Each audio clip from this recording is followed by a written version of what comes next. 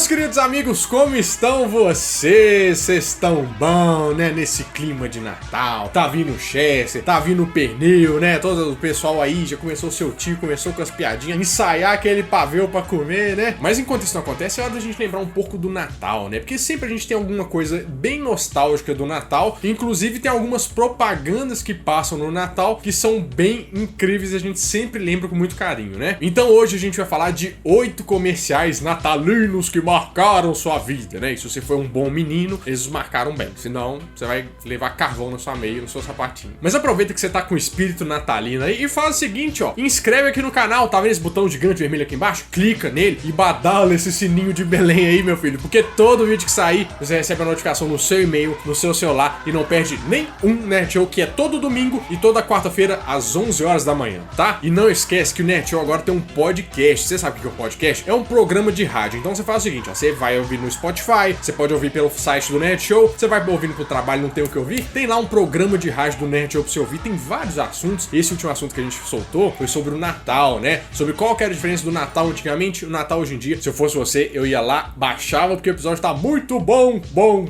Então é nisso, né? Vamos fingir que o DeLorean agora é puxado por renas, né? Isso podia acontecer agora, porque a gente vai voltar ao passado e lembrar de algumas propagandas que você já viu e marcaram a sua vida. Então, vambora! Ho, ho, ho, ho. Já que a gente começou a falar de Natal aqui, a gente tem que sempre lembrar da ceia, né? Mas o que é o prato principal sem o seu fiel escudeiro, né? Que é a bebida. E de bebida tem várias propagandas que a gente lembra, né? Inclusive uma marca muito famosa que é a Coca-Cola. Você lembra desse comercial clássico?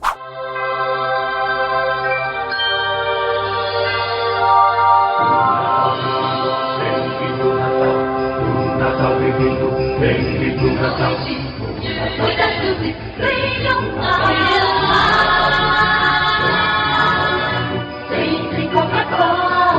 O Natal abre seu coração. Podemos colocar esse comercial inteiro? Não podemos, porque a Coca-Cola não deixa, né? Por algum motivo.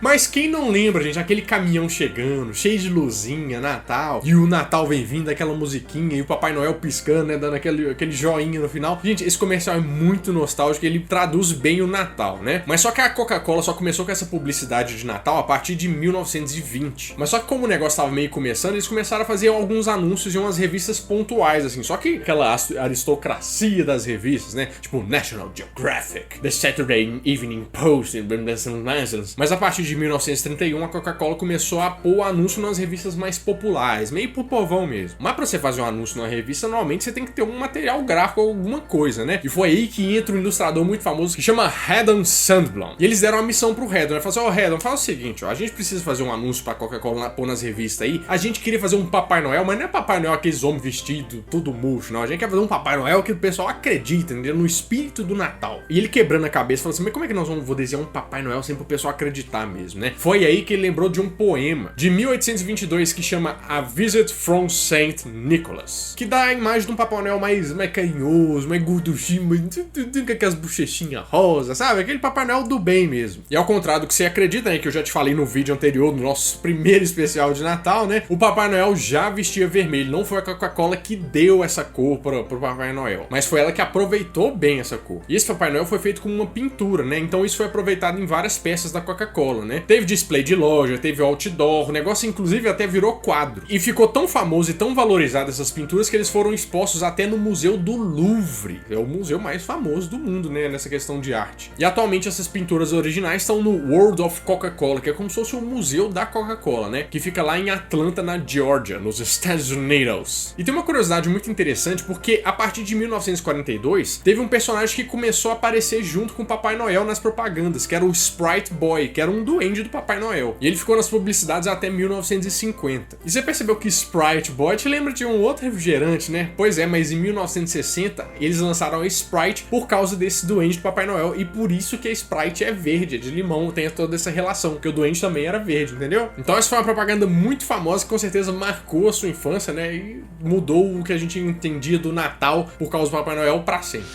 Agora outra propaganda clássica que vem marcando a nossa vida, né?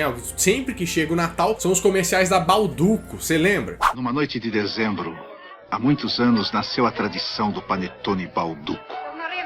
E o Natal ganhou esse sabor especial que todo mundo adora. Panetone Balduco. o gosto do Natal. Os comerciais do Balduco sempre mostram um negócio de família, né? Dá aquela coisa assim, família Balduco, dá o presente pra você, que são as coisas da Balduco. Não é só a propaganda, entendeu? Realmente é o conceito da Balduco. E é interessante porque o Panetone até então não era uma coisa do Natal, tipo assim, um símbolo do Natal. Isso na verdade começou aqui pelo Brasil. Porque foi o seguinte, ó, em 1948, o Carlo Balduco chegou aqui no Brasil, trouxe a família dele e trouxe um negócio que chama massa viva. Você sabe o que é a massa viva? É como, por exemplo, ó, pra você fazer um pão, você tem que pôr fermento pro negócio crescer. Sua avó já deve ter te ensinado isso, né? O que é o seguinte, ó, essa massa viva é como se fosse um fermento que você consegue usar durante muito tempo e fazer ele multiplicar para fazer vários outros pães, outras coisas que precisa, entendeu? É como se fosse um fermento natural. Só que até 1952 tinha uma lei aqui no Brasil que era o seguinte, ó, para você abrir um negócio aqui, você tinha que ter um sócio brasileiro. Depois que em 1952 essa lei caiu, o pessoal da Balduco abriu uma doceria em São Paulo. E foi lá que o Carlo Balduco começou a produzir o panetone, né? Já que era uma coisa que ele já usava pra família dele, que tinha nas festas da família dele, mas ele começou a vender isso. Eu só queria te falar que essa massa viva que ele trouxe lá da Itália é a mesma, há 70 anos, então ele, tipo assim, esse negócio dura, ele vai,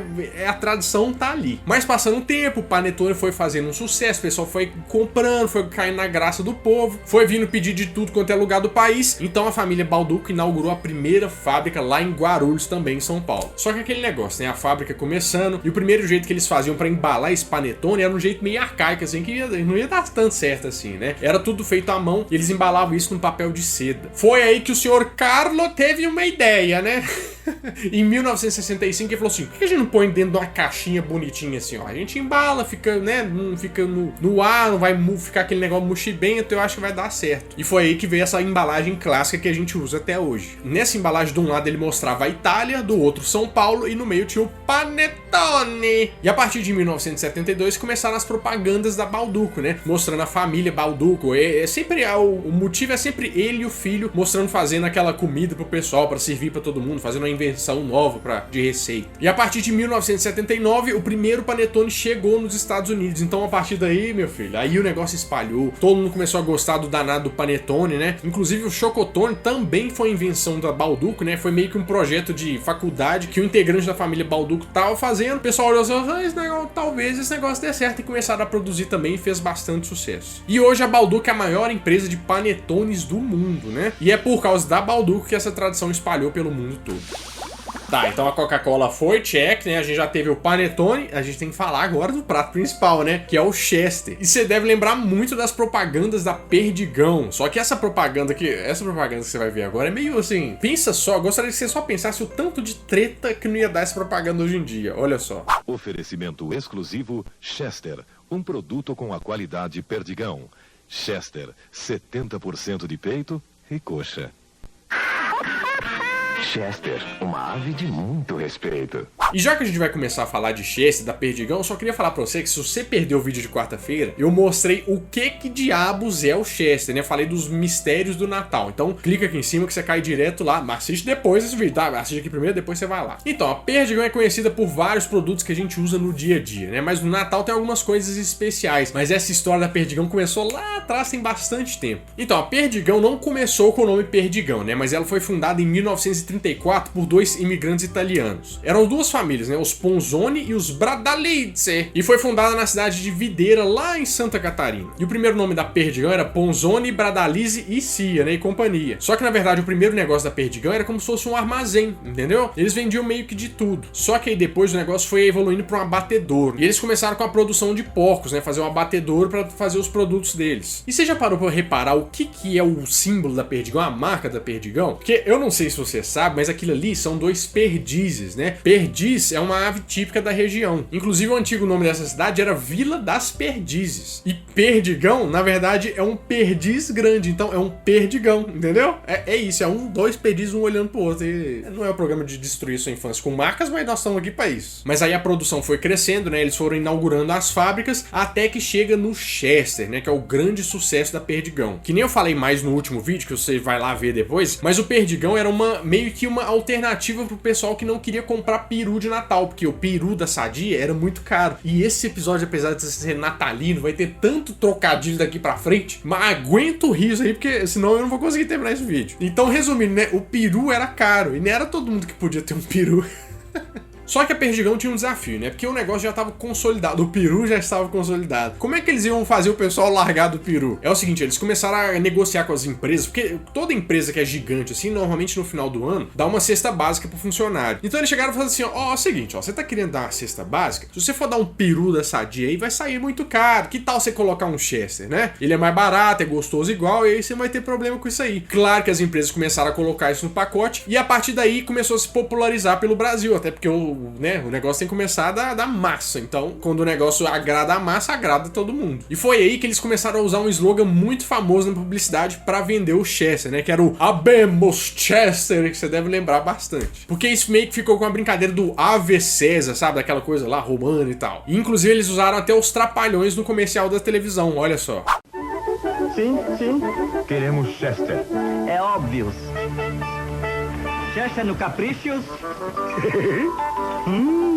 Aves raras. Pectos úmidos. Fartos. Naturais e saborosos. Degustatibus, Chester. Chester. Perdigão West. Satisfactos? Cacildes. Mas o que também faz parte do Natal são os presentes, né? E sempre que você tá andando no shopping, porque, nossa senhora, comprar presente de Natal é um saco, né? Você sempre fica rodando no shopping lá, não sabe o que compra, ou rodando na feira, e os trem tão enfurnados de gente, tanto de gente pra tudo quanto é lado. Mas você sempre acaba pensando assim, e se eu desse um perfume, né? Ou um sabonete? Apesar que hoje em dia eu acho que o pessoal acha que sabonete, você dá o sabonete porque você acha que a pessoa tá fedendo, né? Eu fico meio com o pé atrás de dar produtos de higiene pessoal. Mas de uma forma ou outra, você sempre acaba caindo no Boticário, né? E o Boticário tem uma tradição de Natal de sempre fazer como se fosse um mini filme de Natal, e teve um específico que marcou muita gente, deixou muita gente chorando aí, vazando pelo canto-olho. Olha só.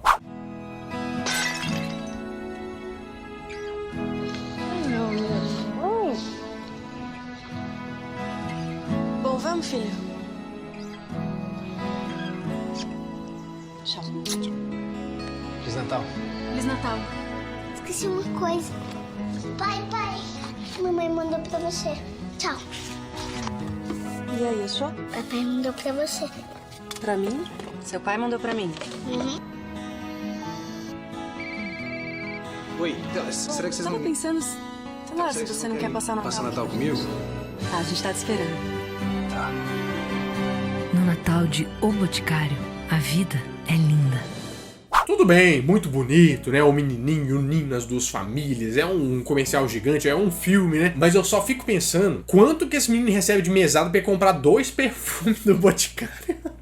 Boticário, nada contra vocês, entendeu? Mas o menino, ele tá rico esse menino, hein? Ele foi que horas? Quem levou esse menino? Ele foi no shopping sozinho pra ir lá no Boticário, né? Foi de Uber. Eu não imagino que deve ter sido assim. Bom, mas o Boticário, que é uma marca bem famosa aqui no Brasil, né? Foi fundada em 1977, lá em São José dos Pinhais, lá no Paraná. Só que começou com outro foco, né? Que era a farmácia de manipulação O Boticário. Aí você já parou pra pensar o que quer dizer o nome O Boticário? Porque eu não sei se você sabe, mas o Boticário é como se fosse o nome anterior do farmacêutico. Isso vem lá da Idade Média, né? Como se fosse o cara que mexia com produtos, sabe? Que fazia os remédios da população. E o boticário vem por causa de botica. Sabe o que é uma botica? É como se fosse uma caixinha pequena assim, que o pessoal abre e tem como se fosse a caixinha de remédio. Isso é uma botica, então por isso que ele é o boticário, que é a pessoa que mexe com isso, entendeu? E na verdade quem fundou o boticário aqui no Brasil foi um boliviano, que é o Miguel Kriegsner, né? Mas, nossa senhora, ele deve ser parente de alemão, alguma coisa assim, porque é difícil. Então essa farmácia de manipulação, que era uma coisa nova na época, né, que fazia... Você até hoje, né, a gente pensa que faz uns remédios mais direcionados pra pessoa, com a necessidade que ela precisa, foi evoluindo, o pessoal foi gostando dos produtos, né, que ele foi começando a fazer algumas coisas tipo shampoo, aí o pessoal esse shampoozinho é bonito, né, onde você comprou esse negócio aí? Aí começou aquele marketing boca a boca, eu comprei lá na farmácia do Boticário e tal, e o negócio foi crescendo, né, mas o primeiro pulo do gato do Boticário foi em 1979, quando eles abriram uma loja dentro do aeroporto Afonso Pena, né, que é o aeroporto internacional de Curitiba, lá, né, na verdade fica em São José dos Pinhais. Por quê? Se você tá no aeroporto, tem a aeromoça, tem os passageiros, tudo que eles compram lá, eles levam pra outros lugares. Então o Boticário começou a ficar conhecido nacionalmente. Tanto é que em 1980 o Boticário abriu sua primeira franquia, né, porque se o negócio deu certo, a loja-chave deu certo, esse negócio tem que começar a expandir. E foi em 80 também que eles inauguraram a primeira fábrica do Boticário. E eu só queria te falar que o Boticário é a 8ª maior empresa de varejo do Brasil. Brasil. Pensa só o tamanho disso. E a partir de 1985, o Boticário também foi pra fora do país, né? Porque abriu a primeira loja lá em Portugal. Aí o negócio foi evoluindo, eles foram fazendo vários comerciais e todo Natal o Boticário traz um mini filme pra destruir, rebentar seu coração, né? Depois se você quiser ver os comerciais do Boticário, vou deixar o link aqui na descrição também, tá? Agora vamos falar de um negócio gostoso, nome gostoso que te lembra da vida, da infância, de tudo, porque toda fase a gente já comeu isso aqui. E tem inclusive uma história muito interessante de como surgiu. Você por acaso lembra desse comercial dos M&M's? Ai. Será que o Papai Noel vai gostar desses M&M's vermelho e verde? Eu não sei, nunca encontrei esse cara. Ai, ele existe. Isso existe. Papai Noel? Esse comercial todo mundo lembra, mas o que você não deve saber é que esse comercial tem uma continuação, entendeu? Olha só. Santa? Oh no. I have to save Christmas. Let's go.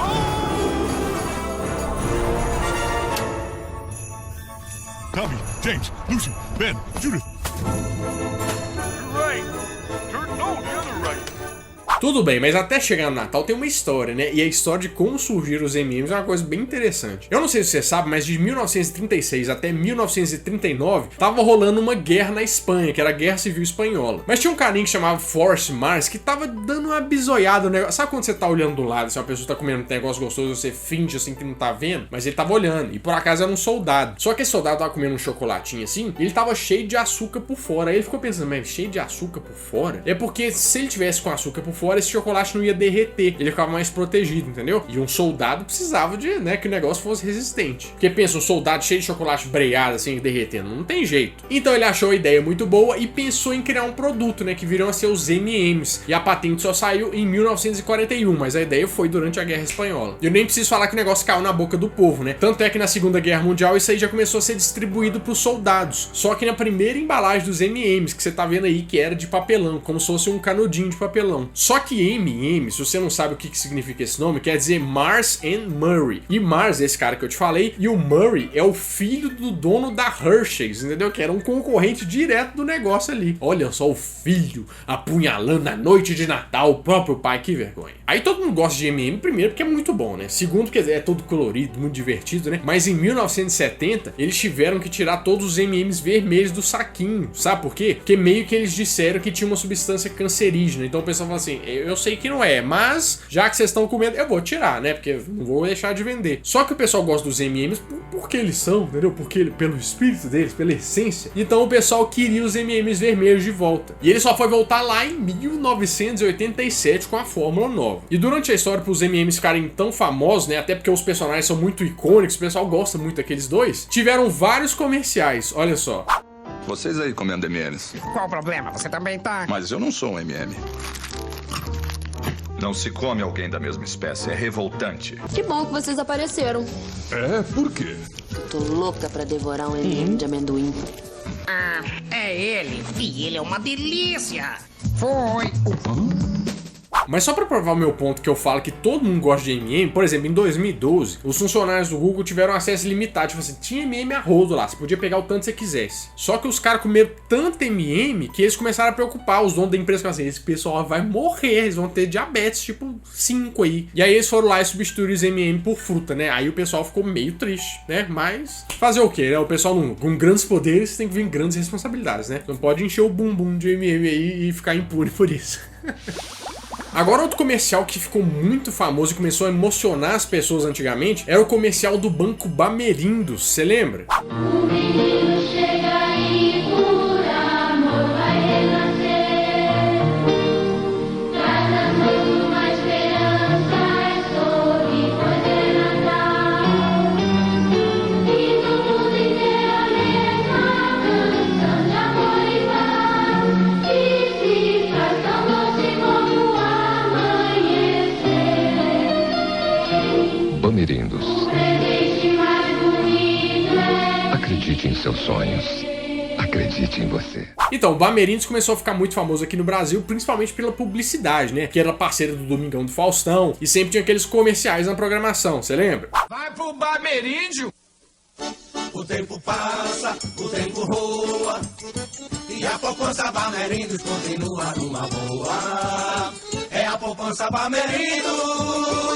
É verdade. Só que esse comercial aí dos meninos cantando no Palácio da Avenida lá em Curitiba ficou muito famoso e virou uma tradição que é continuada até hoje. Mas foi o seguinte, ó, em 1968 o Bamerindos comprou esse Palácio da Avenida. O que era esse Palácio da Avenida? Era um lugar gigante que tinha loja, tinha cafeteria, tinha um monte de esquema. Mas só que ao longo do tempo esse negócio foi deteriorando. E em 1990 o Bamerindos começou a reformar isso e deixando aquela fachada original. E em 5 de março de 1991 eles inauguraram como uma agência do Banco Bamerindos, a agência central. E em 1991 eles fizeram o Natal do Palácio Avenida, né? Que eles colocaram os menininhos lá na janela, 3 em cada janela, e começaram a fazer um coral cantando dentro desse palácio. Que aí os meninos começavam a cantar essas músicas de Natal e alguns sucessos da MPB, só que no ritmo natalino, tipo um sambô, só que de Natal, entendeu? É mais ou menos isso. Só que o que ia ser só uma propaganda pro Banco Bamerindos, né? Ficou como uma tradição. Tanto é que o HSBC, que foi o banco que comprou o Bamerindos depois daquele, né? Foi pro saco, continuou essa tradição. Em 2015, que o HSBC foi vendido pro Bradesco, o Bradesco também continuou, e esse ano vai ter de novo, vai ser a 28ª edição do Natal no Palácio Avenida. Mas aí eu sei que é de Curitiba, já viu isso ao vivo, já participou, sei que não é, já viu isso também, ou você já fez parte desse coral, sei lá, se tem alguma história com isso, põe aqui mais nos comentários que é bom a gente lembrar disso, conhecer a história desse coral tão famoso. Agora vamos falar de um comercial, na verdade não é um comercial, entendeu? É uma tradição de comerciais que todo mundo esperava no Natal, que eram os comerciais da Varig. Você lembra? Estrela brasileira no céu azul, iluminando de norte a sul, mensagem de amor e paz, nasceu Jesus, chegou o Natal. Papai Noel voando a jato pelo céu, trazendo um Natal de felicidade e um ano novo cheio de prosperidade. Varig, Varig, Varig. Então, essa música na Varig, eu tenho certeza que ela vai ficar na sua cabeça depois que você ver esse vídeo, ficou muito famosa e o pessoal esperava como é que ia ser o Natal da Varig. Porque a Varig, eu não sei se você sabe, a gente já falou sobre isso inclusive em um vídeo, foi uma empresa muito forte da aviação brasileira, né? Que inclusive serviu de modelo para várias empresas ao redor do mundo. Mas infelizmente ela faliu em 2006 e foi meio que repartida para as outras companhias aéreas. Só que é engraçado como é que veio a história dessa música, porque é o seguinte, ó. Em 1950 o Rubem Berta, que era o presidente da Varig, falou assim, ó, a gente precisa anunciar a Varig, mas eu não acho que a Varig tinha que ter um anúncio musical, porque nessa época tudo era anúncio cantado, né, e tudo mais. Só que o Boni, que era tipo o chefão da Globo, né, o chefe de programação de tudo lá, meio que vendeu a ideia pra ele, assim, por que você não faz o seguinte, ó, faz essa ideia da Varig pegar, faz um bordão, e foi aí que nasceu aquele negócio Varig, Varig, Varig, que você deve lembrar, porque, né, não tem como você não lembrar. Aí a Varig teve vários comerciais, né, mas essa música em específico da campanha de Natal foi composta em 1960, por um carinha que chamava Caetano Zama. Só que o primeiro comercial que eles usaram essa música foi um comercial preto e branco em que vinha só a letra disso cantando, né? Não tinha uma coisa muito rebuscada. Mas aí eles começaram a cada ano inovar com as vinhetas, por exemplo. Já teve em formato de desenho, né? Que era o Variguinho. Teve também as aeromoças, os pilotos lá cantando o tema, fazendo um coral. Até que em 1992, lá no auge do negócio, né? A Xuxa foi contratada para fazer essa música, esse comercial que você deve lembrar. Só que infelizmente, eu te falei, né? A Varig foi pro saco. E o último comercial de Natal que foi pro ar foi em 2005, depois de 2006 acabou, né? Como diz o Galvão lá, o Tino Marcos, vai mudar. E mudou. Aí só que acabou.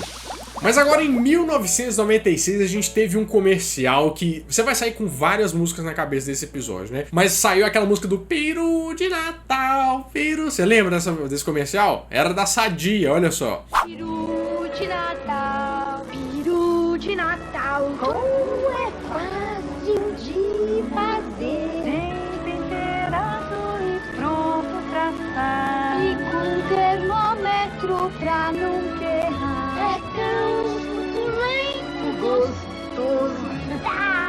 Isto é que é Feliz Natal. Peru de Natal Sadia, inesquecível. Dali mamãe, dali mamãe. Então, a primeira coisa que eu vou te explicar, eu vou sanar um mistério da sua vida aí. Por que a gente come peru no Natal? Porque, tipo assim, tem o Chester, tem a ave fiesta, né? Eu já te falei isso tudo. A tradição mesmo é o peru de Natal, que é a ave mais tradicional que a gente tem aqui no Brasil. Na verdade, a gente come o peru no Natal por causa dos Estados Unidos. É o seguinte, ó, tem uma data muito importante pra eles que é o Thanksgiving, né? Que é o Dia de Ação de Graças. Você deve ver mais na sessão da tarde, né? Que sempre tem um jantar de ação de graças. E é nessa data que eles comem o peru, entendeu? Só que como a gente não comemora o Dia de Ação de Graças aqui no Brasil, a gente pegou essa ideia e falou assim, ó, esse negócio parece ser gostoso. Só que a gente colocou pro Natal, que é a nossa data mais aproximada do Thanksgiving. E quem teve esse tino comercial foi a Sadia, né? Mas ela não surgiu assim do nada, sempre esteve no planeta, né? Ela só foi fundada em 1944 pelo Atílio Fontana. E a Sadia começou como uma empresa de trigo e frigorífico, né? Lá em Santa Catarina. E a empresa no início chamava SA Indústria e Comércio Concórdia. Nossa senhora, e olha só como é que surgiu o nome Sadia, ó. Na verdade, você deve pensar que Sadia vem de saúde, negócio, mas na verdade é assim, ó, porque eu te falei, é SA